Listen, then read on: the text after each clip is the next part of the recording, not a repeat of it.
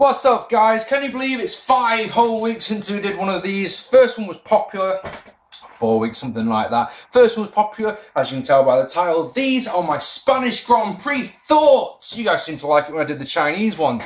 No, I know, I'm sure there's some of you thinking, oh, why didn't you do a Bahrain Grand Prix thoughts? Why didn't you do that? And the simple reason for that one, guys, is I didn't agree with the race going ahead. It's that it really is that simple. A lot of controversy, and F1 made itself look bad, I think, by going on with the race. Yeah, the race, I mean, the winner, the actual race itself and all that was utterly irrelevant, in my opinion. So that's why I didn't do any thoughts. We've had a test recently. We haven't had in-season testing for such a long time. They were at Mugello last week, which is a great little track. I wish they could race there so much, but it's never going to happen because the barriers are way too close to the track. Great little test. Ferrari brought a whole new back end for the car. And yeah, by the looks of the evidence from today, it looks like it's done the job, hasn't it? So we go on to qualifying. Qualifying, we had a couple of big surprises. I always forget, and then when I do it before the vid starts, I get to go. Qualifying surprises were that Mark Webber and Jenson Button didn't get out of qualifying 2. Big surprise is Hamilton was fastest in qualifying, but then stopped out on the track. Now, he did this in Canada a couple of years back, and I did wonder at the time what's going to happen here. But my God, to put him to the back of the grid, promoting past Maldonado to pole position, his first ever one, and Williams' first pole position for a couple of seasons. I always thought that was harsh. I'm not a massive Lewis Hamilton fan. I'm not a massive McLaren fan, if I'm at heart. I'm a Ferrari fan through and through. I get a lot of stick for that from my good friend Scott. Quite right in some respects, but yeah, I put lol in capital letters when I reported this one on Facebook. You know, oh good, but yeah, I think this was harsh. I think, you know, not putting him in 10th maybe, different story, but you know, I think putting him at the very back of the grid. Anyway, race was. I really enjoyed this race. I have to say, really enjoyed this one. Alonso got a great start. Pastor pushed him across. You could see the Pastor was trying to push him away, but Alonso was having that Spanish determination of, you are not having this fucking place.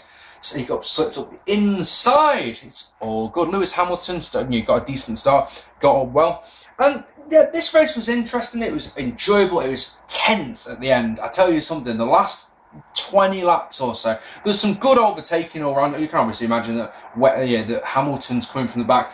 Michael Schumacher ran into the back of Bruno Senna in a move that, you know, Schumacher said it's Senna's fault, but I'm sorry, Michael, this one was your fault. As Senna braked for the first corner, Schumacher drove into the back. Now, Schumacher said he moved over to the right. Watching the replay, I don't see that at all. I see that he's on older tyres, that Bruno Senna's on older tyres, you're on newer tyres, his braking distance is obviously going to be fucking longer than yours. He brakes, you don't, you go into the back of him. Your fault, Michael, in my opinion.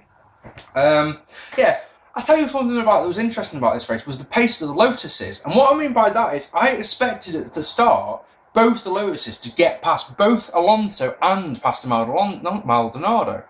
I really thought the Lotuses, this was going to be I really thought this was going to be the first win for a Lotus. It wasn't. It was Kimi Räikkönen came third in the end.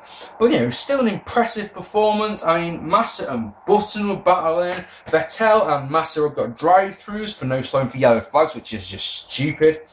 Yeah, I mean, what I thought was crazy in this one is that Maldonado stopped his last pit stop was 2 laps before Alonso, yeah? But Alonso's tyres just destroyed themselves before, you know, way before. I can't remember. I'm going to assume that's because Alonso put soft tyres on.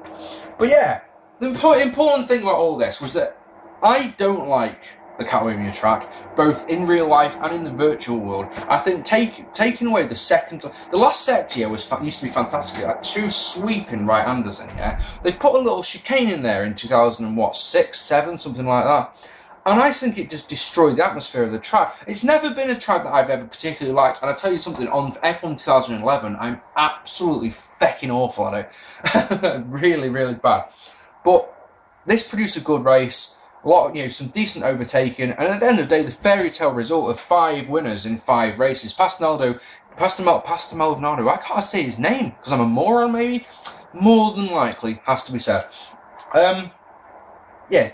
fairy tale, isn't it? Frank Williams' 70th birthday. I think, you know, the majority of the race can be completely ignored by the fact that it was a fairy tale finish. Frank Williams' 70th birthday, one of his cars wins on the day. Absolutely fantastic. This season's shaping up to be proper interesting, isn't it? 5 races, 5 winners. Lewis Hamilton hasn't got a win at all. LOL! Makes me happy. And next out, we go to Monaco, which is the race that everyone wants to win. Now, can you imagine if we get another one?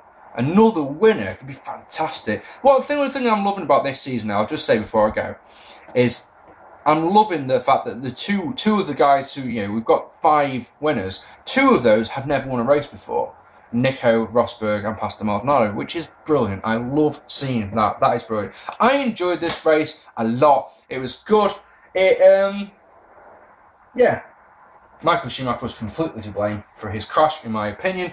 And yeah, enjoyed this one a lot. Good to see it on the BBC, which is always a good thing, isn't it? And you've got to give David Coulthard props for his pink shirt and white jeans. Oh yes, I've been Mark P. Join me in a couple of days for a raw review or a over the limit predictions. One of the two. More vids coming from me. Keep supporting me and keep hitting that subscribe button. It means a lot. Take it easy, guys. Bye bye.